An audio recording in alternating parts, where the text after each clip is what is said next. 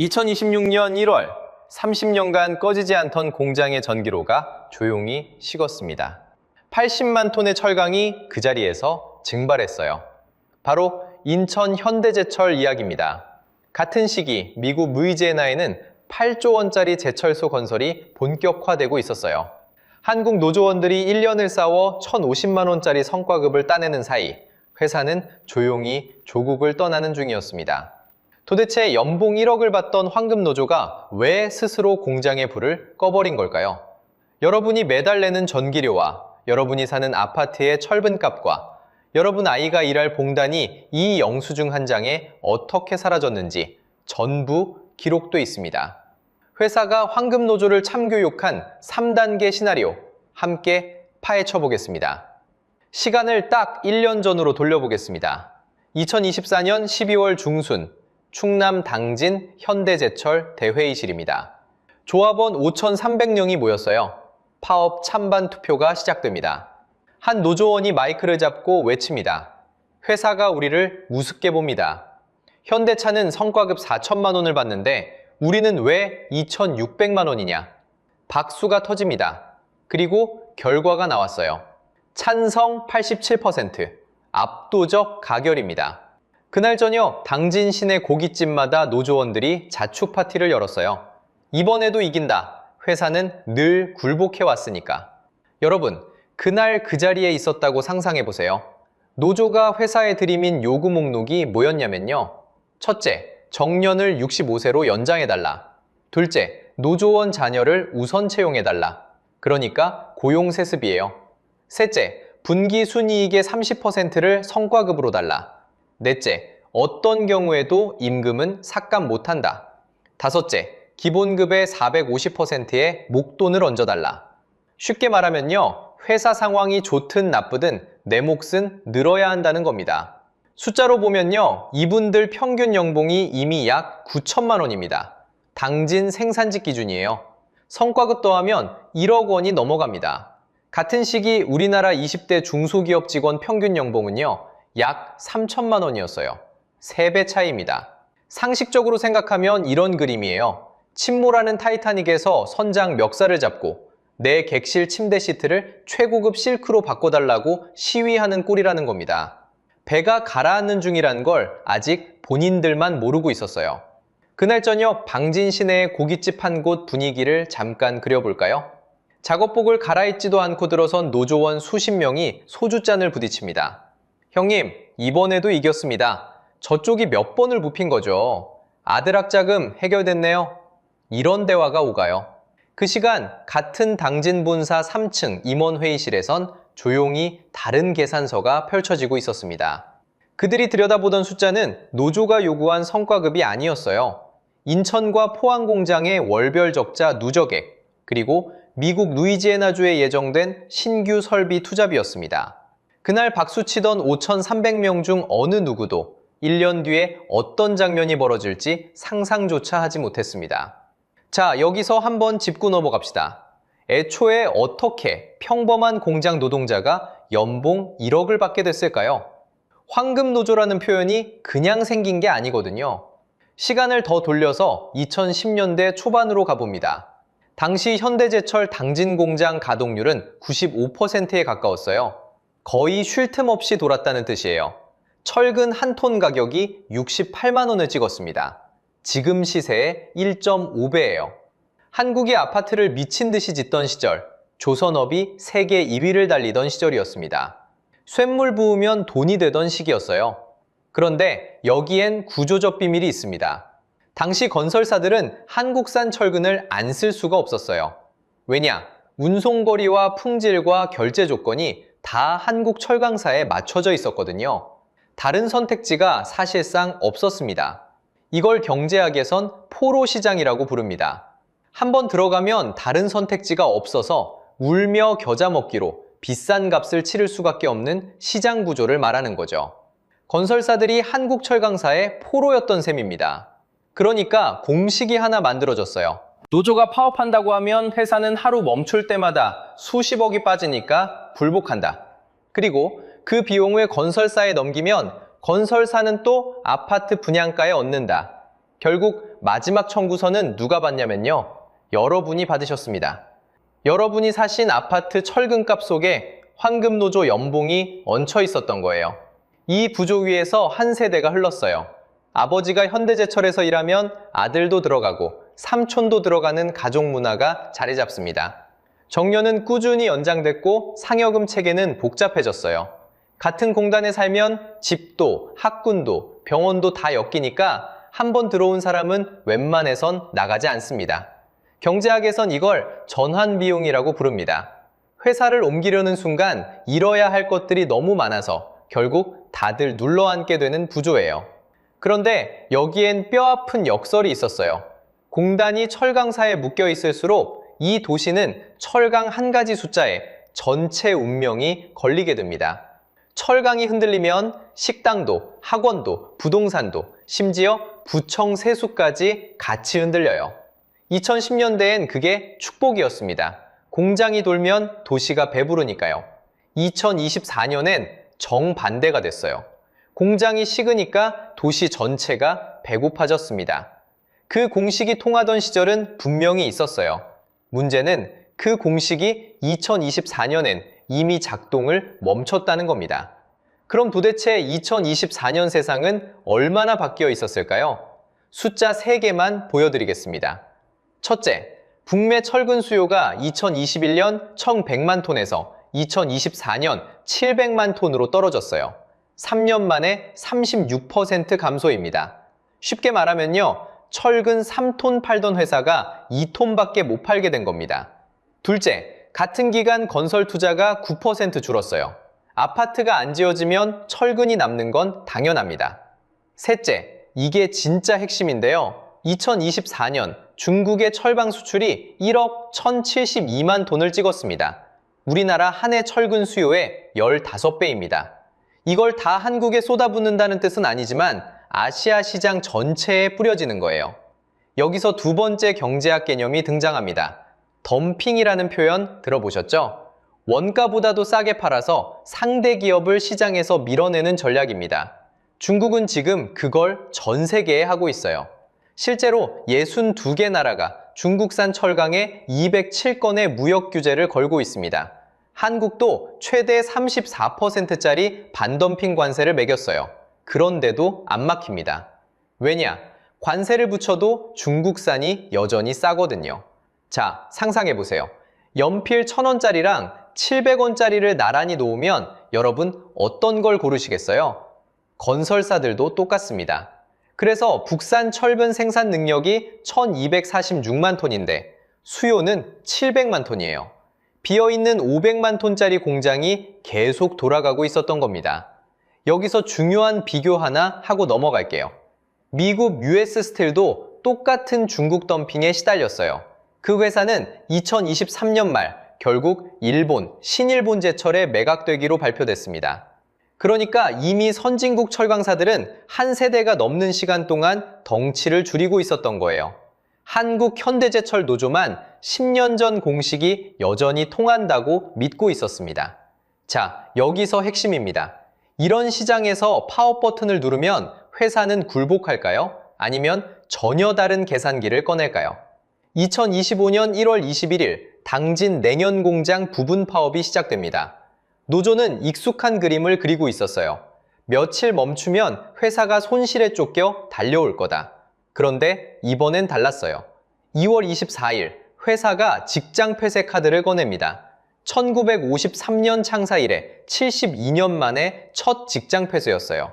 직장 폐쇄가 뭐냐면요. 회사가 공장 문을 아예 잠가버리는 겁니다. 노조원이 일하러 와도 들여보내지 않아요. 그리고 무노동, 무임금 원칙이 그대로 적용돼요. 쉽게 말하면요. 출근 안 하는 게 아니라 출근 못 하는데 월급은 0원이 되는 겁니다. 여러분, 이해가 가세요? 회사는 왜 이런 손해보는 카드를 꺼냈을까요? 여기서 세 번째 경제학 개념, 감가상각비가 나옵니다. 공장 하나는 세워두기만 해도 한 달에 수십억이 빠지는 자산이거든요. 기계가 시간에 닳고 이자가 붙고 관리비가 들어가니까요. 과거엔 그래서 공식이 이랬어요. 공장은 돌려야 돈이 된다. 파업이 길어지면 회사가 먼저 무너진다. 그런데 2024년 말 현대제철 영업이익을 아세요? 전년 8,073억 원에서 3,144억 원으로 떨어졌어요. 60.6% 폭락입니다. 자, 이제 공식이 뒤집혀요. 공장 돌려서 적자가 나는 구조에선 돌리는 것보다 멈추는 게 손해가 작습니다. 회사가 계산기를 두드려 보니까 직장 폐쇄로 몇백억을 잃는 게 노조에 굴복해서 수천억짜리 요구를 수락하는 것보다 싸게 먹히는 거예요. 인천 공장 근처에 산다는 가상의 인물을 한 명 그려봅시다. 김철수 씨, 45세, 현대제철 20년 근속, 연봉 8,500만 원, 집값 5억에 주택대출 3억, 매달 이자만 100만 원이 나갑니다. 아이 둘, 학원비 합쳐 월 80만 원. 그런데 2025년 3월, 이분 통장에 월급이 안 들어와요. 한 달, 두 달 비상금을 깨다가 석 달째엔 카드값이 연체됩니다. 이게 무노동, 무임금이에요. 그런데 진짜 무서운 건 지금부터입니다. 이 직장 폐쇄가 회사가 준비한 3단계, 참교육 중 1단계에 불과했거든요. 자, 이제 파업의 결말을 보겠습니다. 2025년 4월 10일, 잠정 합의가 나왔어요. 최종 합의안은 기본급 450%에 1,050만 원이었습니다. 처음 회사 제한이 1,000만 원이었으니까 1년을 싸워서 딱 50만 원 더 받은 거예요.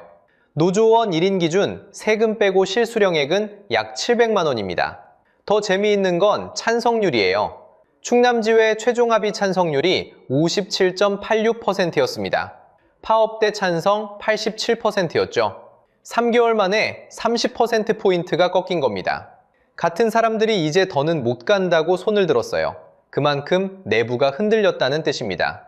자, 지금부터가 핵심입니다. 노조원 1인 영수증을 한번 그려볼게요. 받은 금액 1,050만 원, 여기서 세금 떼면 약 700만 원입니다. 그런데 이 영수증에 차감 항목이 따라붙어요. 첫째, 동료 희망퇴직입니다. 2025년 3월 포항공장 기술직 1,200여 명이 희망퇴직 대상이 됐습니다. 둘째, 하청 직원 피해예요. 협력사에선 직원 월급이 크게 깎이거나 일자리 자체가 사라졌어요. 셋째, 포항 2공장 무기한 휴업입니다. 2025년 6월 무노동 무임금이 그대로 적용됐습니다.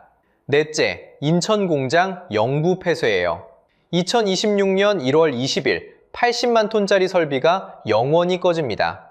그리고 마지막 항목, 회사는 같은 기간에 미국 루이지애나에 58억 달러, 그러니까 약 8조 4천억 원짜리 제철소를 착공했어요. 노조가 받은 1,050만 원에 약 80만 배입니다.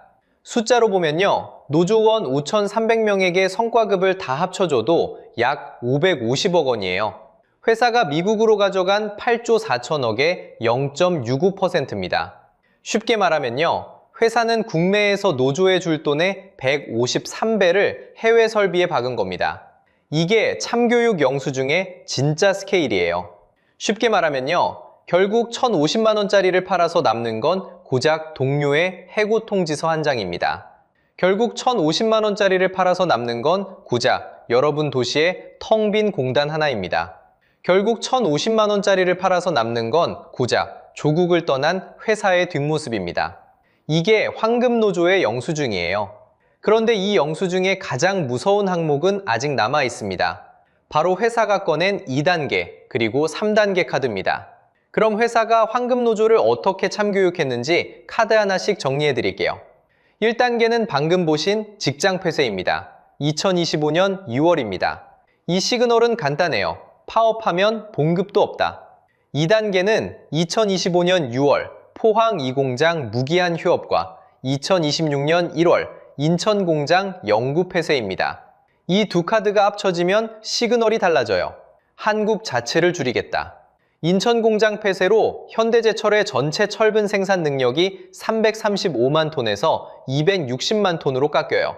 실제로 폐쇄 발표 직후인 2025년 회사 영업이익이 37.4% 반등했습니다. 무슨 뜻이냐면요, 적자 내던 공장을 잘라내니까 오히려 숫자가 좋아진 거예요. 회사 입장에선 참교육이 돈이 되는 구조가 증명된 순간입니다. 3단계가 진짜 결정타예요. 루이지애나 58억 달러 신규 제철소입니다. 연간 270만 톤짜리고 상업 생산이 2029년 1분기로 잡혀 있어요. 현대차, 기아, 포스코가 공동 출자했습니다. 이 카드의 시그널은 이거예요. 조국을 떠난다. 여기서 네 번째 경제학 개념이 필요합니다. 전환 비용이라는 개념이에요. 쉽게 말하면요, A를 버리고 B로 넘어갈 때 치러야 하는 총 비용을 말합니다. 이 비용이 A의 문제보다 작아지는 순간 모두가 B로 갑니다. 회사가 계산기를 두드려 봤어요. 한국에서 노조와 싸우는 비용과 미국의 새 공장 짓는 비용, 어느 쪽이 쌌을까요? 전기료만 봐도 답이 나옵니다. 한국 대기업 산업용 전기료가 킬로와트 시당 약 179.5원, 미국 조지아주 전기료가 약 83.4원이에요. 한국이 2.15배 비쌉니다. 현대제철은 전기료를 11기나 돌리는 전기 다소비 기업이에요. 실제로 2024년 상반기 영업이익 1,538억 원 중 75.8%를 전기료로 지출했다는 집계가 나왔습니다. 쉽게 말하면요, 현대제철은 10원 벌면 7.5원을 전기료에 쓰고 있었습니다. 미국 가면 이 부담이 반으로 줄어요. 그리고 미국 땅에선 한국식 전국 단위 산별 노조가 들어오지 않습니다. 회사 입장에서 이건 보너스예요. 이제 여러분이 회사 CEO라고 상상해보세요.